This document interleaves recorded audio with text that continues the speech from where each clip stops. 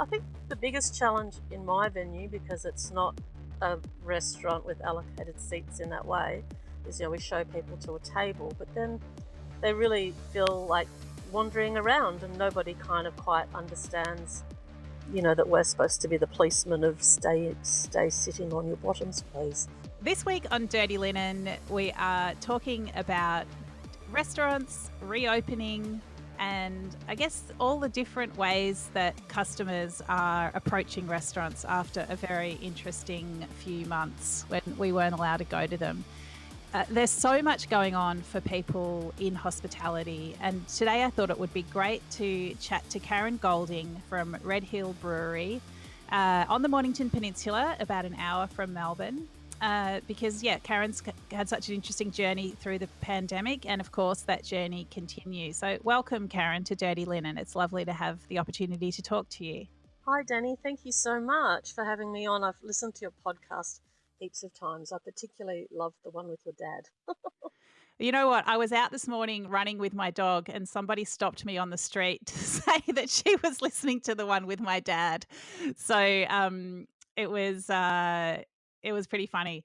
But yeah, it was great. And my dad is a really good guy and has made such an impact in his world, which is, as a psychiatrist and as a Holocaust survivor, and he's meant a lot to so many people over the years.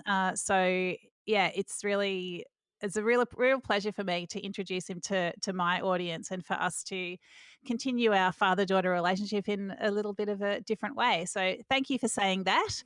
No, that's all right. It was such an interesting view on the fact that we're all sort of going through this global trauma, but it's not over yet. It's not like, I think you described it as, it's not like a fire that after the event you start to go through the process of, rebuilding and anger and all the different stages that you go through. You can't go through it until it's over. Yeah, at the moment, what Dad's talking about is this phenomenon called post-disaster euphoria. And, when Melbourne hit 30 days without any cases, there was this real feeling of a real uplift and almost a euphoria, like a real feeling of achievement. And as Dad explained to me, that is a known stage in the passage of a disaster, and it's part of the recovery phase, but it can also be a time when a lot of traumas emerge and you have that space and time perhaps to, whether it's reflecting or whether things just aren't pushed back or pushed down anymore, and a whole lot of feelings can arise. And I feel like that's happening for us. I feel that happening in myself, like it's that uh veering between a kind of real happiness and pride and elation and just a real feeling of like, oh my goodness, it's I've had the wind knocked out of my sails. So how are you feeling? Well, the same. I mean, I was at a doctor's appointment or something when I was listening to Dan Andrews at 3 o'clock on that Monday or something, and we'd gone from absolute depression on the Sunday when he'd said no, we're not opening yet, to Monday, everyone can open. It's all clear, and myself and the other people in the medical clinic, we were all sitting there bawling our eyes out and laughing, and they were crying, and I started crying. I'm like, oh my God. And then you're back into that heightened kind of where you're scrambling to figure out, well, what are the new laws and what are this, and now what do I do, and do I open on, am I going to open on Thursday? Have I got staff on? And so then you're in that kind of full on hyper kind of state again, trying to make it all happen. So I think there's been a lot of that where we're kind of in this really hyper state, trying to work it all out every single time. I think we're so used to having control over most aspects of our lives, and we've had so much of the control taken away from us this year that it has been, really, it's really like removed a lot of the underpinnings of the way that we live our lives and the way that we plan. And especially as a business owner, you would have felt that very acutely, I'm sure. Oh, very much. You had to really give in to that process and say, well, I can't really plan. And the number of times you're dealing with banks or authorities who want to know a 12-month projection of something, and you just sort of have to say, well, to be honest, you'll have to ask Mr. Andrews that. So, Karen, tell me about the brewery. Tell me where you're at this week. What kinds of things are on your mind? Well, we're excited after obviously the pandemic, but even the last 8 years, we haven't run our own kitchen. So, as of this weekend, we will be back to running our own kitchen. So right now I'm sitting at the hospitality shop purchasing all the last items that I need to be able to serve food again. So that's been a massive evolution, and I think when you look back at all the things that we've accomplished over the sort of lockdown periods, I think we've done more for our business than we probably would have done in a decade. We've done a internal full renovation that we wanted to do, but you never have time to kind of close down for that long, or things like that. So we've sort of refurbished and renovated and done every single bit of the venue inside, and we were all about to relaunch with food and everything in June or July, and then obviously the next shutdown. So then we ripped up the whole deck and relayed and renovated all the outdoor areas, because then there was all the alfresco dining type of ideas. So we got an extended red line and did a big renovation on the garden that links through to the deck. So we've had a landscaper in making that beautiful. So now we've got a magnificent deck, a beautiful beer garden, and a beautiful renovated bar that I've had someone help me with the design, and it all looks so cool. And I would never, ever, ever have done any of that without a pandemic. Wow, that's amazing. Did it take you a lot of time to sort of regroup and make those really big positive changes to the business, or did you spring instantly into action, or did you sort of have to gather yourself and think, okay, fine, we've got to do something, we're going to do this? I think my overall feeling, it's hard because everything's so, you think you've got, say, 6 weeks to do it, right? You're in a lockdown for 6 weeks. So you think you've got only a small amount of time to do it. And then it dragged on. So you kind of kept going, finishing it off. And yeah, so I think sprang into action with a lot of urgency to get things done so that you would be ready for reopening with a, fresh, positive kind of outcome. And then it just dragged on and on. So we kind of just kept going. So I think we have been busier over this time than I ever have been in my life, but not with customers, obviously, but with huge amounts of work that we've been doing every single day in terms of tradespeople and painting, and all our staff have helped massively with the outdoor gardening, landscaping, refurbishing decks and all sorts of stuff. So yeah, so it's just running like crazy the whole time. One thing that really struck me, and actually I was in Red Hill, not far from you, just had a little bit of a school holiday getaway for a few days. In fact, I was literally down the road from you. Like, I reckon I was about 6 properties along on Shoreham Road when the second lockdown was announced, and I was there just with school holidays. I was there with the kids, just a getaway, and I was so grateful that we'd made the decision to do that, because then we were just at home for the next few months. But one thing that was really striking about that shutdown was the way that the Mornington Peninsula was counted as part of Metro Melbourne. And I know that a lot of Melburnians do feel that, the peninsula is their backyard and it is so accessible for people in Melbourne, but it is also the country. Um, how did you feel about being included as part of Metro Melbourne, as in terms of the restrictions and the lockdown? I was furious. It's probably the thing I've been the maddest about of anything. Yeah, so I had to try to get over that and live with it. And but I did, do a lot of.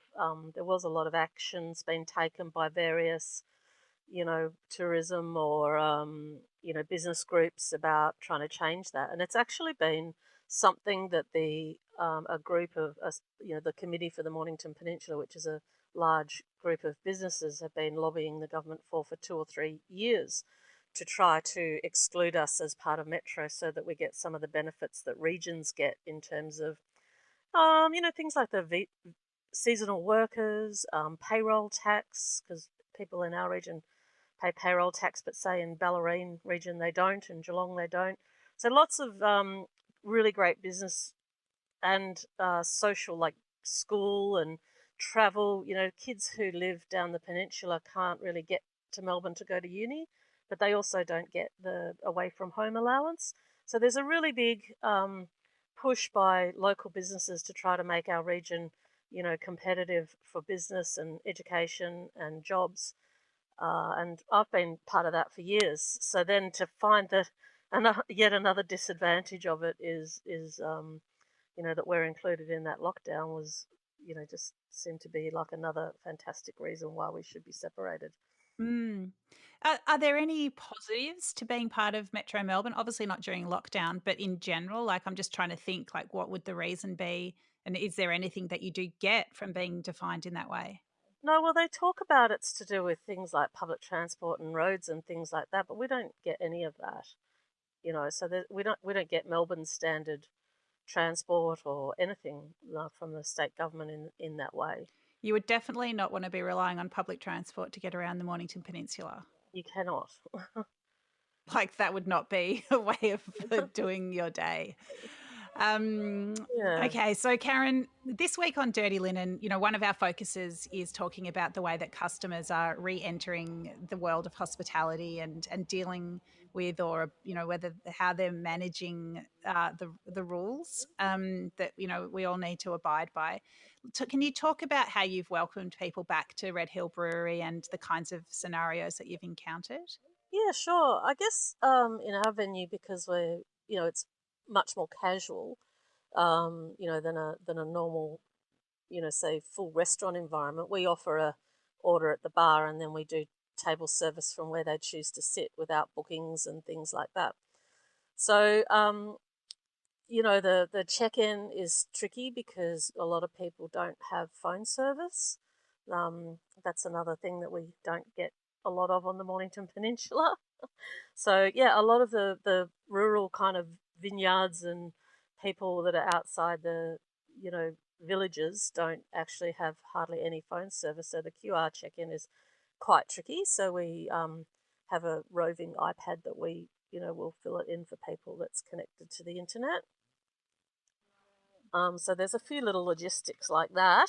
So we're trying to do the right thing and do the QR codes and not do pens and paper, but not everyone can. So that's a bit of a confusion for people. People get a bit frustrated by that because they try to do the check-in, like the bloody thing doesn't work. But there's not much we can do about that. But we do offer to do it for them. And then yeah, look, it's great to have people back. I mean, gosh, people sitting down, drinking pints. I think the first time I sat down, again, a few more tears. It's like, oh my god, we're open. So that was just that euphoria thing that you spoke about, I think, and everybody's super happy about being out, seeing friends, having beers. That's all going really well. I think the biggest challenge in my venue, because it's not a restaurant with allocated seats in that way, is we show people to a table, but then they really feel like wandering around and nobody kind of quite understands that we're supposed to be the policeman of stay sitting on your bottoms, please. It must be really tricky. So, how do you manage that? Is that a sort of a conversation that you have, or is it something that you have to continually monitor? Yeah, yeah, it is. Yeah, people sort of don't. I don't think customers are quite aware of it as a rule. Like some people, A, don't know, or B, think it excludes children, or that sort of thing. So you either have to be very strict about it or police it, or we certainly tell people on arrival, here's your table, please stay seated at your table, we will bring all your food and drinks to you, have a nice time. But once somebody stands up and starts to walk out to other parts because their kids want to run around or something like that, then it's tricky. Do you want to offend them by asking them all to sit down again, because they will be, or do you just let them have a little stroll around and stretch their legs? It's really tricky. So what do you do, or do you have to just play it by ear? I think I think common sense would say that if a mum is walking her toddler over to, look at the flowers on the trees or something, how's that harming anybody? But then if you multiply that on a busy day by 50 people all mingling around, is that okay? So yeah, then you become police people. Most people have been pretty good, but I think as we move towards summer and there's more groups wanting to get together, there'll be more, movement inside the venue and more people who want to take a stroll out. Because our place is unique in that we've got, all this beautiful outdoor area, and almost everybody who comes to visit wants to kind of go and have a look at the garden and the scenery. It's not like you're just all sitting inside a restaurant. What's your understanding of the rule with that? Like once they're given a table, yeah, I mean they have to stay there. But if someone wanted to come in and wander around, and you've got like hops growing, haven't you? It's ages since I've been there, but yeah, there's sort of big plantings. Yeah, yeah, we got the. Yeah, that's right. Yeah, we've got those everywhere. Yeah, people can, that's just in the car park, so people can, see that when they're getting in and out of their car. So they're technically not, I guess, in the venue at that point. Um, but there is kind of this beautiful beer garden, and everyone wants to take a wander out there and, see the pretty pony in the backyard. And I want to see the pretty pony in the backyard. Um, Yeah, that must be really tricky, and I'm sure after people have had a couple of beers that they're probably a little harder to corral than perhaps earlier. yeah, it's really hard, and you don't necessarily want to either, because it's everybody would want to do that. So then you do feel like do you have to be a police person? So we try to explain it up front, and don't mind too much if one person wanders over to look around the garden. But most people are pretty good. But it's definitely a challenge. The movement around the venue is probably our biggest challenge. Yeah, and I think as you say, as summer rolls on and as people see someone that they know at the next table or just over there, it's going to be really hard to keep people seated. But I think it's also, I feel like if I was in a scenario like that and I saw a whole bunch of people standing around mingling, and then that's where I would start as a fellow diner. That's where I would start to get nervous. I mean, I was at a lunch last week, and um there was time when people were arriving and talking and mingling and gathering, and we hadn't yet been seated, and we were outdoors, and I'm basically obsessed with the rules, and I was sort of running running through them in my mind and thinking, I think this is okay. I don't think we're breaking any rules, but I know that I'm feeling nervous about this, and I feel like, yeah, I'm going to leave my mask on, and I don't know. It's so hard. I feel like we've worked so hard to get to this point. I feel very protective of it. Uh, And nobody wants fines or to get challenged about it. Everyone wants to do the right thing, but I guess as venue owners, trying to do the right thing 100% of the time, you have to have this type of policing or vigilance and hyper-vigilance of all of those rules all the time, whereas patrons can be quite relaxed about those rules. State government has sort of said, I've heard Dan saying, the onus is on everybody. Customers have got to do the right thing. It's an equal shared responsibility. But I can tell you, after a few drinks, not everybody cares about their part of the responsibility of that end of it. And I mean, understandably, customers are less focused on what the particular guidelines are, and as we well know, they change frequently. So I mean, obviously, the restaurant is going to be more across the particular rules for hospitality than a diner is, who perhaps they don't quite know all the rules for a shop, and it's up to the retailer to explain to them those rules. And I guess it is up to the hospitality owner to some degree to explain to them. But I suppose the onus on all of us, I suppose, is to listen to whichever particular business owner it is and to abide by those rules without getting Yeah. het up about it. And even I think we had one other experience that was a bit tricky where, someone had rung up to say, "Oh, have you got room for four?" Yeah, sure, come on down, guys. We're not doing bookings, but we've got a few tables spare. And then we had a number of groups of four rolled in at about the same time. And the one who'd rung up actually had a double pram with two toddlers in it. They said, "Well, we don't have room for six. It's only a table for four." "Well, they don't count." "Well, sorry, but they do, and I don't have room. Like the pram is a metre wide, so to have the pram, you'd be putting it in between other tables, and things get really tricky." I said, "Well, we'll have to wait till we've got a more spacious table. There's one changing over inside. Give us a few minutes." And I went out to change the table, and all of a sudden, the woman's given our bar manager a massive serve and left. And she was furious at us. Oh, oh, that's And terrible. so look, that's an isolated incident. But normally we would just, squeeze them in the corner and say, "Yeah, there you go." Just pop the pram in the corner. But there just wasn't room to be able to accommodate the six, and the pram, and the distance of the tables. Sure, I get it. It's like squeezing people in is not really a thing right now. But yeah, that's really unfortunate that yeah, that person didn't think that the kids would count. I mean, infants under 12 months, you don't have to count, but yeah, anyone over than that, they're a number, so they've got to be counted. Yeah, and the pram as well. Sure, yeah. Is that a breach of social distancing if there's a pram less than a meter from another chair?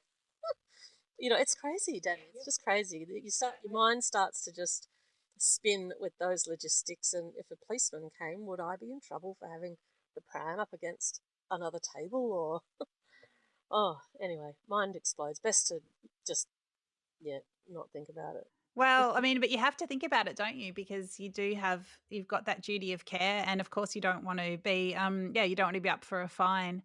I imagine, you mentioned that the lady gave your bar manager a serve. I mean, as an employer, how responsible do you feel for what your staff are exposed to in that way? Oh well, I would. We haven't had that issue. It was just this one incident, and you know, he is very across the rules, and you know, we were preparing them another table. So if they want to be, so rude to him, I don't know. Yeah, definitely full support, and you know, yeah, I was sorry that he did that, but he's a strong guy. Wasn't particularly offended, but you know, yeah, it's just a bit of a head shaking thing, and they're definitely empowered to do the right thing, and we were deciding all that together at the time as well. So yeah, it was just that when I walked away, she had a go at him when I wasn't there, but otherwise we would have said sorry, couldn't help you this time. Yeah. Because one thing that I do feel concerned about is that people are so desperate for staff, that naturally there's going to be some inexperienced staff that are working the floor in venues, and you know they'll have a lot to get their heads around. Perhaps they haven't had much hospitality experience. They need to think about all the normal things that they need to think about in a new job, and perhaps getting skilled up in a new area. But then to have all the COVID safe rules on top of that, I think it's a lot for people to deal with, especially dealing with the high emotion of some customers. Yeah, absolutely. I think that's what's surprised me as well, and even my manager, like even coming back into service, was there's so many things that seem to have just slipped our minds about, you know, the process and the procedures and things. Not huge, but like just yeah, someone wore a brightly coloured item to work one day, which isn't uniform, and I said, "Well, that's not what we wear to work." And he was like, "Oh, what do we wear? I don't remember." I was like, "Black, dude." So, lots of little things about what we do in our day to day service have had to be refreshed. Yeah, that's so interesting. I definitely feel like I'm still learning how to put clothes on to leave the house. So it's, yeah. Yeah, I know, me too. I know what you mean. Yeah. Mm. Tell me some of the things that have got you through this period, Karen. Like, is the nature down on the peninsula something that's got you through? Is it the family? What kinds of things have you really turned to give you strength during this period? 100%, the nature and feeling lucky to be based where we are. I think, yeah, I would be someone who would be absolutely, probably severely upset by being, corralled in a city suburb. Yeah, it was only because of the spaciousness and even just sort of reconnecting a bit to the business and the property because we've all of a sudden done this. Every weekend I was out on the mower and the stick rake and the burning heaps and pruning trees and we've just done the most massive improvement to the property on top of just the venue itself. And I don't know, that's just something that kept me busy every single day. So I think just that has kept me sane. Yeah, nice. Yeah, and horses as well. So we've sort of got into horses a little bit lately. It's been a lifelong interest of mine, but my daughter's recently started riding, so and then she's got a couple of friends who were riding, and it was sort of one thing that you were allowed to do in lockdown when everything else around you has closed and you're not allowed to travel to see friends. You're allowed to travel to see a horse, that. So we were able to say catch up with a friend and go for a ride and things like that. Yeah, that's so good. I would have loved to be able to have a little clip clop along a forested path. That would have been fantastic. Yeah, and so the girls riding together and being able to spend heaps of time on that was quite luxurious, really. And not racing around, like the fact that all the school activities and my daughter had lost her job because she worked in a restaurant, so she lost her job. So we weren't running anyone around anywhere, and that was really awesome too. We had actually quite a lot of family time. I think the kids quite enjoyed the school from home. They liked the later starts, and you know, yeah, they just found it quite peaceful. I think they didn't really want to go back in the end. They got used to it.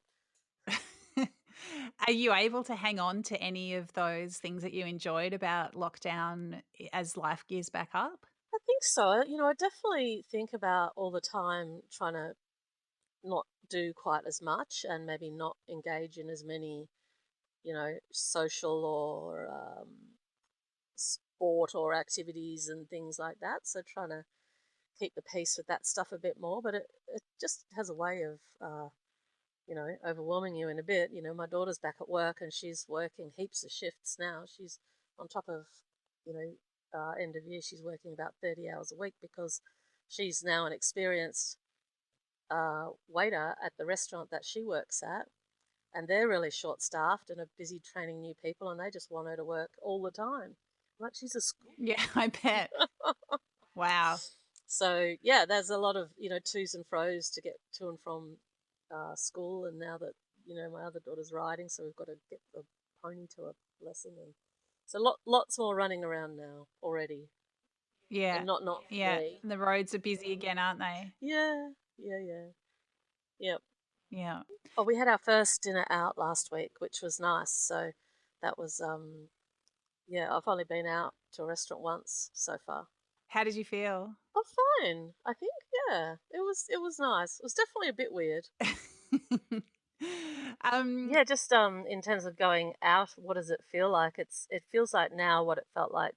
We like you took a 1 week school holiday break and we drove to Sydney, and almost every venue we went into because they were just coming out of lockdown with distancing and check-ins and everything up there. But I found almost every venue had sort of they would bring us the meals but had forgot the cutlery because there was nothing on the tables. So people, they'd forget to bring menus, they'd forget to bring drink menus, they'd forget to bring the cutlery and the napkins, and we'd be sitting there with our food and nothing else on the table.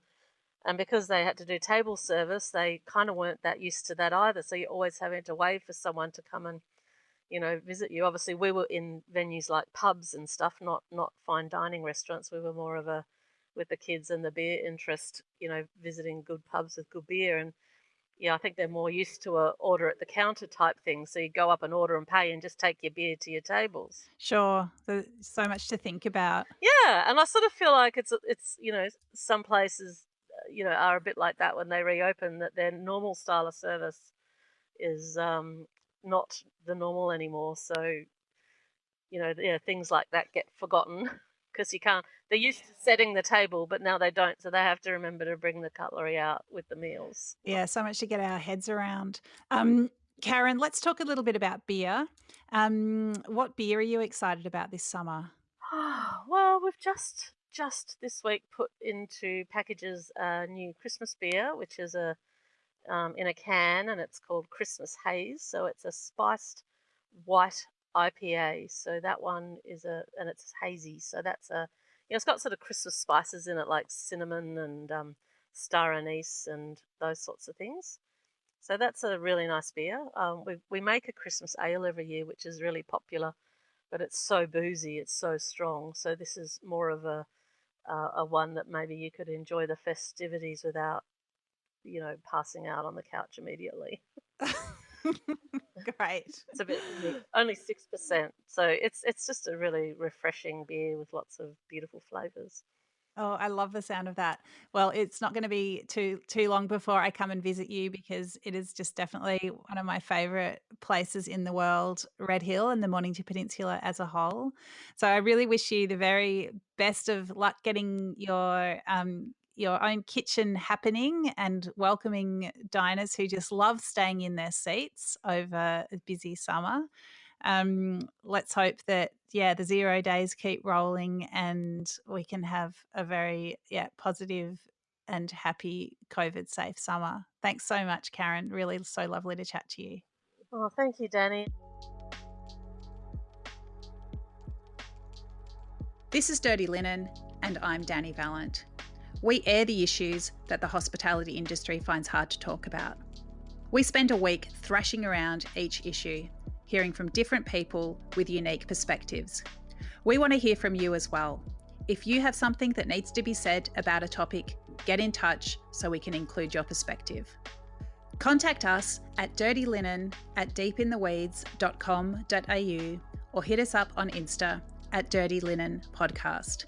We can't wait to hear from you. This is a Deep in the Weeds production.